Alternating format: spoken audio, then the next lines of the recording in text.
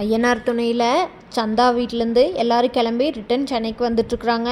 வரும்போது இங்கே யாருமே நடேசனை மறந்துட்டு போயிட்டாங்க. நடேசன் கிட்ட சொல்லாமையே போயிட்டாங்க.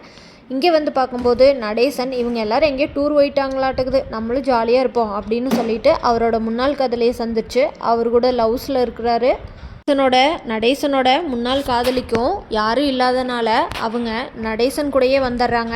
நடேசன் ஒரு வழியாக அவங்கள கல்யாணம் பண்ணிட்டு வீட்டுக்கு கூட்டிகிட்டு வந்துடுறாரு. இதை பார்த்த பசங்க எல்லாரும் ரொம்ப அதிர்ச்சி ஆயிடுறாங்க. பசங்க எல்லாரும் அப்செட் ஆயிடுறாங்க. பல்லவன் வந்து அழுகிறான். சோழனும் நிலாவும் என்ன உங்கள் அப்பா இப்படி பண்ணி வச்சுருக்காரு அப்படின்னு நிலா கேட்க சோழன் என்ன பதில் சொல்கிறதுனே தெரியாமல் இருக்கிறாரு. சேரன் அண்ணாக்கு இப்போ தான் கல்யாணம் உறுதியாயிருக்கு, அந்த நேரத்தில் இவர் இப்படி பண்ணிட்டு வந்திருக்காரே அப்படின்னு இருக்காங்க. பாண்டியன் இந்த ஆளுக்கெல்லாம் அறிவே இல்லை அப்படின்னு சொல்லி பேசிகிட்டு இருக்கிறாரு.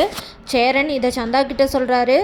பசங்க கல்யாணம் பண்ணுற வயசில் இவர் கல்யாணம் பண்ணிட்டு வந்ததுனால சேரனுக்கும் சந்தாவுக்கும் கல்யாணம் நடக்குமா நடக்காதான்னு தெரிஞ்சுக்க நம்ம சேனலை மறக்காமல் லைக், ஷேர் அண்ட் சப்ஸ்கிரைப் பண்ணிக்க.